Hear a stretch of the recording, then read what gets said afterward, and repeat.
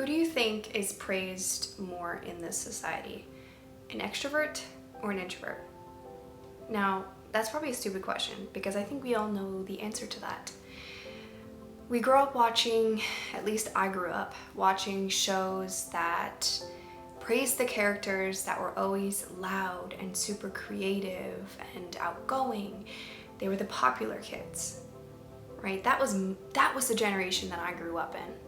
And I know shows are changing a little bit, but I think most of what we teach kids today still praises that extroverted individual. Now in today's video, I want to tell you why that's wrong.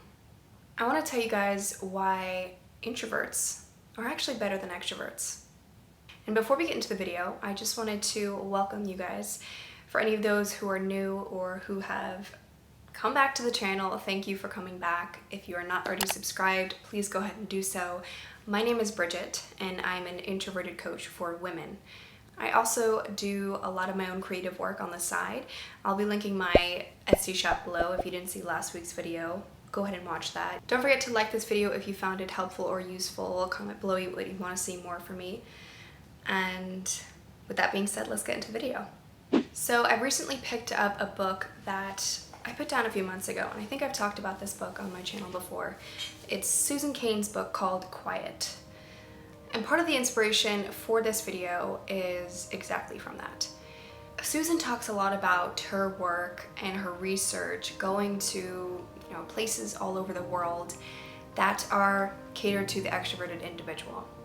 She talks about going to Tony Robbins' seminar. And for those of you who don't know Tony Robbins, he is the epitome of extrovertedness, I think. He is loud, he's obnoxious, he is, voicing his opinion constantly, he's confident, and he works with a lot of people from all walks of life. But anyways, so she talks about going to Tony Robbins' seminar. She talks about touring Harvard's business school.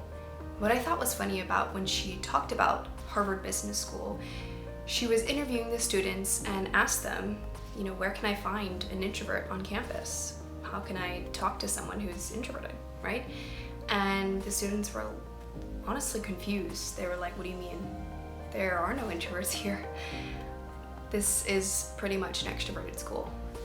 And the professors pride themselves in teaching these students how to be confident, how to be outspoken, how to problem solve and work in teams and things like that, which I totally understand if that's part of business, right? But the fact that so much of these students' grade was based on that aspect, that participation, that being loud, voicing their opinion, constantly talking, was honestly a little discomforting, because there are parts of the business world that do thrive better with more introverted individuals, and there are parts that thrive more with extroverted individuals. There are tons of introverted people in this world who have made it very far in business.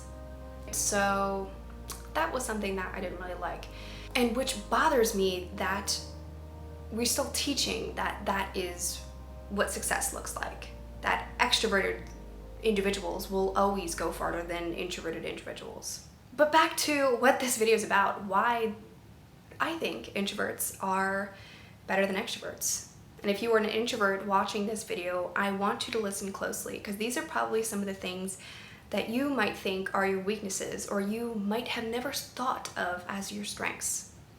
One of the first things, and probably one of the most important things, is that introverts are inherently introspective and very self-aware of themselves, which I think is one of the most, I wish everyone was a little bit more self-aware. Sometimes, and I'm not saying this to sound ignorant or to sound like I'm better than anyone, but I just think about when someone just voices their opinion, is really quick to say something. I'm like, do you think before you speak ever?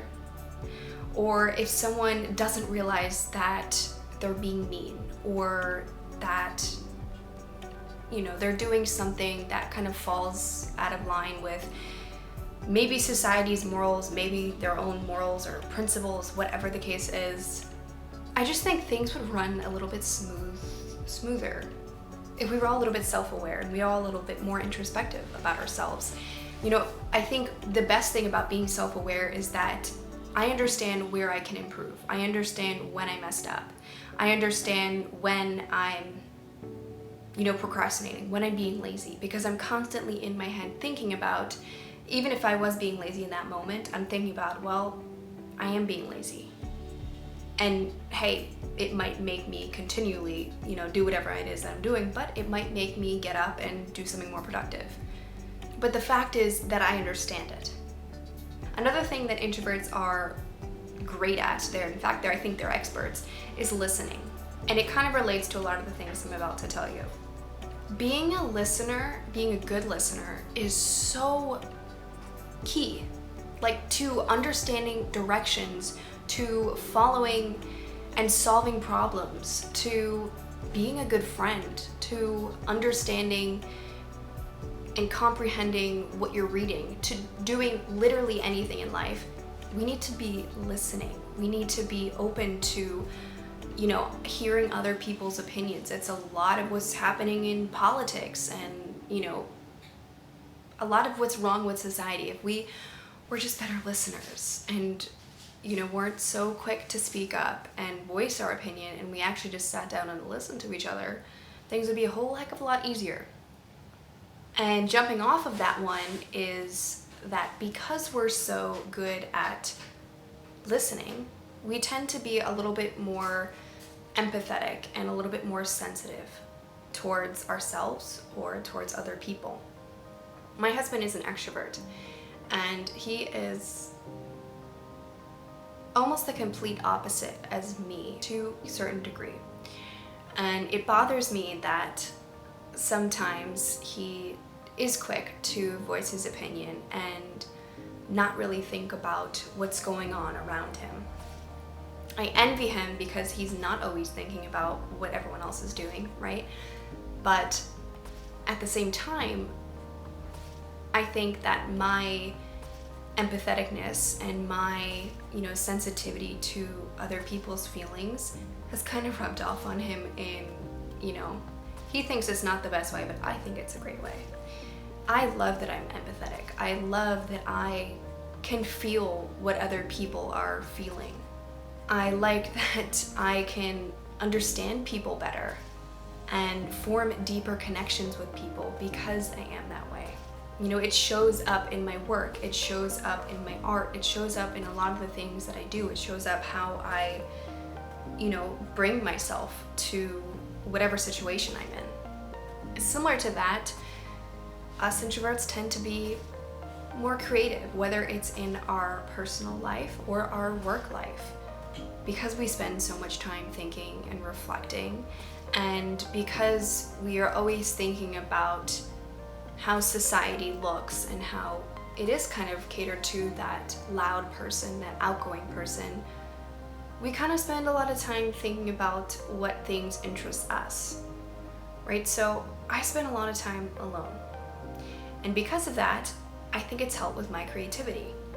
I spend more time alone, and that allows me to do things that I love, which might be, reading, writing, watching TV, painting, doing other things like that I think in solitude allow me to, create whatever I want without anyone else's judgment. Another thing introverts are super good at is problem solving.